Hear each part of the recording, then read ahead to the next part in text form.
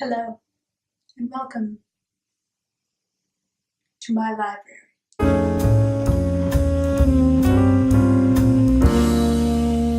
Hey guys, it's Ash, and welcome to my library. I have not finished setting it up, which is why you are seeing a very zoomed in little piece of this. There are more shelves off that way. But the reason that we're here is a little bit of a book review, which I've been doing online here recently, past couple of months, because I challenged myself to read at least one book a month. That was 2. One book a month, which has been really easy considering university. I'm reading countless books for all my literature classes and that sort of thing, and which they count, because otherwise I would probably read like no books, and so we're counting the university books. But I finished a couple last month in December that I have yet to actually review, and I'm going to do that online as well, not just here. A little bit late, but all in all it's okay. But I just wanted to share my thoughts. If you have read any of these, please let me know down in the comments below and tell me what you thought. Tell me if there's anything that caught your attention, or if you absolutely hated the book, whatever it may be. So let's get started. Book number 1, Divergent by Veronica Roth. This was my first time reading Divergent, and I actually really enjoyed it. It's definitely more of an action-packed page-turner than it is like a deep psychological novel, but I did enjoy it. I can definitely see the correlations with the Hunger Games, which has been something that a lot of people have commented on when this came out. Roth caught a lot of flack for that, but I mean, at this point, the Hunger Games has infiltrated a lot of different types of literature, especially dystopian style literature. So the fact that it has similarities to that doesn't really mean that much to me. You know, at this point, I mean, same way you can trace most lineage to, fantasy, magic type of things, you could trace that back to Tolkien. You know, it's like, it is what it is. This is the only one. I haven't gotten any more of the series yet, because I haven't had a chance, but I would like to read the series in its entirety, just because it did catch my attention a lot, and it was something that I didn't want to stop reading. I didn't want to put it down. So it definitely is really good at snagging your attention and keeping you there, because it's always action-packed and always, stuff's always happening on the page. I believe I read in an interview with Roth that she basically wrote the entire thing based off of Triss was always doing something. She wasn't just thinking something, she was always doing something. And that really shows with how much is going on in the novel. Again, that being said, it's not exactly the deepest novel. However, I did like another thing that I saw in an interview with Roth, which is that originally she wrote Divergent as a utopian society where each of the different factions, they all represent, there are 5 factions, and they all represent different traits, positive traits. You know, you have Dauntless, the brave, Erudite, the intelligent, Abnegation, the selfless, Amity, the kind, I guess, and Candor, the true, the honest, I suppose would be a better word for it. Anyway, and she originally wrote each of these factions as, these are the positive traits the world needs, and if everybody works together in only these 5 traits, then you're working to become a better person and working to make the world better. But it was like, as she wrote more and more of it, she realized that she had not created a utopia. Instead, she created a dystopia, because it narrowed everybody's way of thinking. You know, if you were in Dauntless, you had to be brave. Otherwise, you didn't belong in Dauntless. And I thought that idea really stuck with me. The idea that she set out to create a beautiful world, and instead created something very different, which I relate to, because that's what happens with a lot of my own work. Even the things I set out to make cute and jolly, joyful,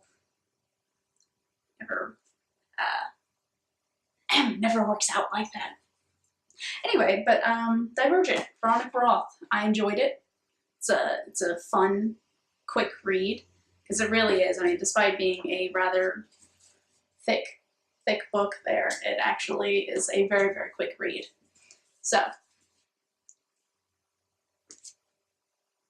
good book. On to the next one. Absalom, William Faulkner.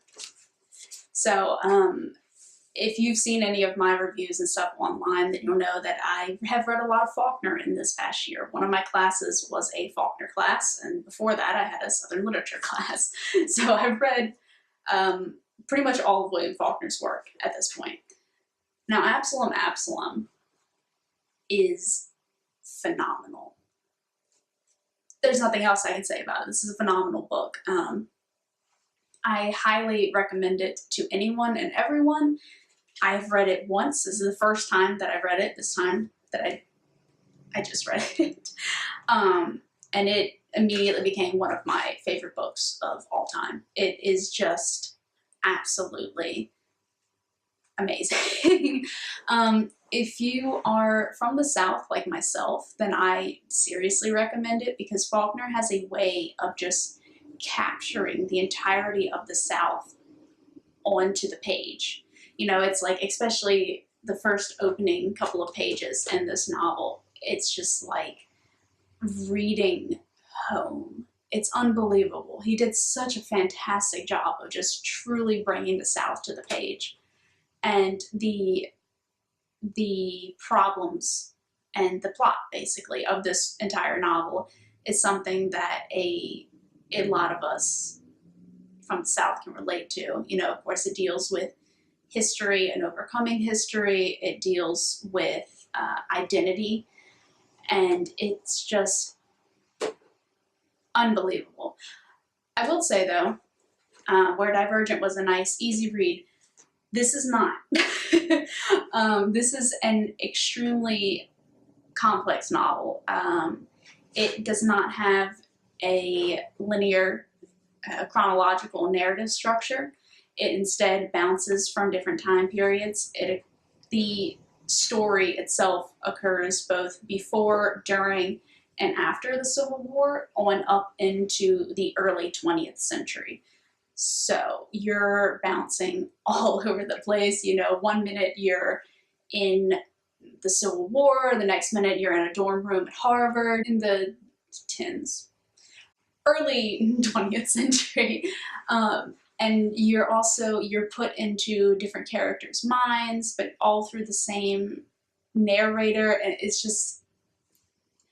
it was something that was recommended to me by a friend originally, and because of what's probably going to be a novella that I'm working on, White Rose Red, which I wanted a non-linear narrative structure to it. I wanted to bounce all over timelines. I wanted to just kind of be inside the narrator's mind and just move from there. And I wanted something so complex and so different. And she was like, Absalom. And I had started it, but then college got in the way. I hadn't finished it. So when I saw that it was on my reading list for the semester, I was so excited because I knew I'd finally get a chance to finish it. And I am so unbelievably glad that I did. I highly recommend this to anyone and everyone. I have been recommending it online. I've been recommending it to people in my life. It's been a Christmas gift this past Christmas. I really recommend you reading it. Especially if you're a writer and you're trying to get into using like linear narrative structure or stream of conscious style writing, that sort of thing. I highly recommend both this and The Sound of the Fury, also by William Faulkner. Also an extremely complicated read, but worth it in the end. I even wrote an academic paper about Absalom and The Sound of the Fury, because they have a connecting narrator, Quentin Compson. And yeah, anyway, that probably wouldn't interest you as much, but I would seriously recommend this. It's a phenomenal read, and I pride myself in my own writing on having like good, really, really good last lines of my chapters, something that really just continues to hook the reader. But if I can ever end a novel the way that William Faulkner ended Absalom, then I will never write again, because there's no way I'd ever be able to top it. It's just the feeling of the novel, the feeling that was left residing inside me after I finished it. It just, oh my gosh, it hit you so hard, and it just like burrowed its way into my little southern soul, and I don't think it'll ever truly leave. It was just absolutely phenomenal. And I'm a big fan of William Faulkner at this point, having read so much of his stuff. I find him a very, very interesting man, a very interesting author, and I would recommend his work. Some more highly than others. If you want to see some of my other recommendations, they'll be on my Tumblr, and I'll put a link to the tag down in the description. And lastly, I read one more thing that unfortunately I don't have a physical copy of just yet. I did a beta reading for a friend of mine, Audrey Fletcher, who is currently working on a book called The Smoke in Her Eyes, and I had a great time doing the reading for it. I thoroughly, thoroughly enjoyed the book, and I absolutely fell in love with the entire story that she was telling. That's the whole reason I met her, because the second I saw just a little snippet of her story, I instantly had to say, you know, this is amazing. I can't wait to see what you do with it. So I'm also going to link her work page down below so that you can check out her novel for yourself and get a little bit of a feel for it. Of course, it's not out yet. It's not done yet, but it is really, really good. So great job to you, Audrey. And I can't wait to see what you do with it. So that is it. That is all that I read in the month of December. Arguably, not that much, but you know what, it was something. 2 of those books were for university, and of course the other one was a beta reading. And so now we're on to the upcoming month of January, which I'm currently reading Jonathan Strange and Mr. Norrell by Susanna Clark, and that's been so much fun. I've been really enjoying it thus far. So I know at least I'll have that one at the end of the month to review. It might only be that one, considering this book is 800 plus pages. It's like this big. You can kill somebody with that book, but it's very good.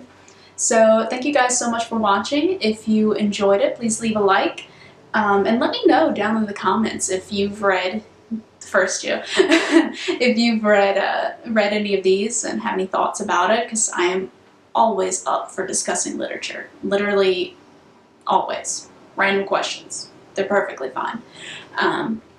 Anyway, if you look forward to seeing what I read in the month of January, then please subscribe and ring the notification bell so you'll see when I post it, which it'll totally be on time at the end of January and not at all late. Is that believable? Usually? No? Shit. Anyway, thank you guys so much for watching, and I will see you soon. Goodbye.